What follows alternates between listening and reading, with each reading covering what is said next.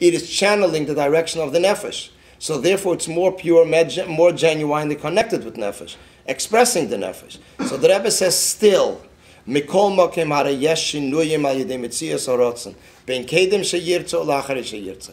There is a difference. Metzias HaRotzen. Right. There's a new creation here. Because first he didn't want, first there was no wanting, and then there is wanting. We say Yehi Rotzen. The Maimah from the Alter Rebbe in Anochas Araf or in Azalach, and Maimah goes Lahaven Inyan Bam Morenu Yehi Rotzen. What does it mean Yehi Rotzen? We're saying Yehi Rotzen. We want the Eibishter to have a new will. What is the new will? How could we make a Shinui L'mayla? It's Leishanisi. So Chassidus explains it's not a changing the essence, changing a garment, putting on another garment. So this is the inyan of Yehirotzen, is the inyan of garment. But from deswegen we say Yehirotzen, there should be a new thing. She'arotzen sorech lishavas, it needs a creation. We're saying Rotzen is not a garment; it's part of the soul. Right, but when we're speaking the Gabi Lamaila, we're saying that the Eibishter should be mislabish himself. In other words, what does it mean a garment the Gabi Etzem? It means a direction that he should take. We're saying the Mashal, let's do it this way. Shemin Esra, we have the Nekudas of all the brachas in Shemin Esra. You have the Nekudas of the Eibishter's name, Nikud. Nikud Shem Avaya with Segel, with comets. In the Siddur Tfilas Mikol Hashonah it used to be. In Kabbalah Sidurim you have it. That you have the Mashal, the Nekudas of every Atocheinen, you have the Nikud of Hashem's name, is one vowel. In the second blessing you have another vowel. In the Kabbalah Siddur, not in our Siddur, because our Siddur is Shavah L'chol Nefesh. It's not just Kabbalah. So the Tzemach Tzedek explains. I mean, with the Tzemach Tzedek's explanation, we understand this. Tzemach Tzedek explains in his Maimah Sheiresh Mitzvos HaTfilah that when we are davening to the Eibishter, we are not davening to mediaries. We are davening to the Eibishter. We have this pasuk, this bracha, that bracha with nikudas. We're asking the Eibishter that he should bring down through these channels. We want this through Chesed. We want this Gura. We want all these channels. So these are all channels through which we bring down the Ashpoas Mulmaila. So the same thing is also we say the Eibishter should put on Al Derech Vida Lashon Medrash. Hakadosh Baruch Hu Mislabish puts on the Midas Levush of Midas HaChesed, Midas HaRachamim. It's an union of a garment. For the Eibishter, it's a union of putting on a new inyan. It's a new Ratzon. So Shal Ratzon Tzarech Lisavas, we say Yehi, it should happen. It should be. So therefore the Rebbe says, Vim Kein Yipolei Eich Efsher Li Yeis Inyan Shal Ratzon L'mayla. The Rebbe is actually speaking with this also. That how could we say Ratzon L'mayla Shari Efsher Leimar B'Shum Eifen Sheyimotzi B'china Shinu L'mayla. It's not shaykh to say a change L'mayla. The Ksiv Ani Avaya Leishonisi. So Meila, the Rebbe introduces the Alter Rebbe's Maimer, and the Rebbe says we need to understand how is it shaykh L'mayla in Yonim of Sfiras, Yonim of Ratzon even. If it's something new, something different, something specific, something classic, a certain class, a certain classification, it already is magdid it limits it that there is something there. And we know it's infinite. It's Him alone. The spheres are the mode of expression of the Eibishter, right? Either through Chesed or Gvura. But Ratzon is higher than all of that. Right. So the expression sounds like it should be not Yehi Ratzon, but it should be that his mode of expression should be through Chesed, through Gvura. Right, but the Ratzon is the first Keach in the Keichas HaNefesh that Shas L'mashal, a person is walking in the street and he sees something in the store. That happens to adults, that happens to children.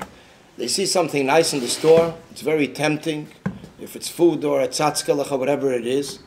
And b'meila, we have an interest, we want to buy it. Something new came out in technology or something new came out. Everyone in his world. B'meila, what happens then is, he has a ratzon to go in and to interest himself, to look at the window, in the window what it is, and then to inquire further from within, as they say. So b'meila, he goes into the store and he's asking about it. What established his relationship with the inyan was the ratzon. Till then, the inyan did not exist in his world. By wanting it, he created the inyan in his world, and he established a relationship with this matter, with this subject.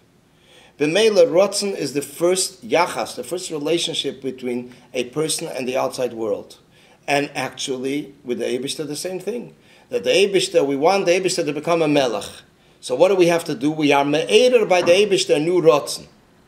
The reason is because Rotzen is the first relationship that we have with the outside world. Ki gavna de leila, like the Eibishter, the first relationship is the Rotzen. He wants, and then it comes down into say it, chachma bina das, into midas, into personal traits, attributes. B'meila b'shas the Eibishter wanted the world. The first thing was the union of Rotzen. The Rotzen establishes the relationship. B'meila, what we're working is the Eibishter should have a Rotzen, lemlucha, tamlichuni aleichem, melech aloilam kuli b'chvedecha. The Eibishter should reign on the whole world. It's Poshet accomplishing with the Ratzon. How do we accomplish with the Ratzon? Because the Sheirosh of Neshamas Yisrael Yidden, through their Aveda of Shefar and the additional factors, so they can reach out to accomplish by the Eibishter a new Ratzon. Maybe we just getting him to reveal what he already has. But Lapel Mamish, Chassidus explains that the Erev Rosh Hashanah, the whole Chayas disappears. And we need a whole new Chayas. And an 8 alien, the Alter Rebbe says, that never happened before. So b'meila, this is like a holy Sabbath. Although the world is in a certain spell, that like someone that faints, there is chayis there, but very minimum. Here also, the pnimius achayis, the tainug, the will, the desire, and all the attributes that are involved in generating life in the world were removed at Rosh Hashanah. When it comes to Shefar, we again bring down a new tainug to there. We bring lamailo, we bring about a new tainug, a new desire, a new will to the world. And b'meila, everything comes down with a whole new pnimius, a whole pnimius achayis, like we see by a person. The Alter Rebbe brings it, Rabbeim bring it. So my modim, that you have a person that would sometimes just work very, very slow. There's no mind, there's no emotions involved. It is just with his hands and feet, the chitzenius, mamish, the external part. There's no thought, there's no feeling, there's nothing. Somebody's just playing without thinking. And then you have someone that everything is accurately made and measured and weighed, and there's a thought and there's a feeling, and there's the whole pnimis achayis is there. And this is what is accomplished in Shana. What we have left is basically the external part, which is just like the hands and the feet of the chayis, the life that is sustaining the creation. Then you had another person that asked the interesting question. What happens since we say that what is left only the chitzenius? So what happens if Rosh Hashanah falls out on Shabbos? The chitzenius, the pnimis, there's an elevation in everything. So how does the world exist? So the Rebbe said, we're talking here about two different pnimis and chitzenius. This is machshava, this is dibur. So therefore, thought and speech, different levels, Rosh Hashanah elevation and Shabbos elevation. So therefore, it's like two different levels we're speaking about. That's how the Rebbe explains it. But this is a very general question, which leads us in a sense, but the Rebbe does not, I don't think the Rebbe mentions this in the Kuda of Esses Sfiras Hagnuzes. The Esses Sfiras, as they are in the highest levels. The Rebbe Rashab said a whole hemshech in late 1910, Tishrei Tafresh Ayin Aleph, a whole hemshech Tishrei about the union of the Esses Sfiras, the 10 attributes. How are they there, Lamaila, on the highest levels? In Atzmos.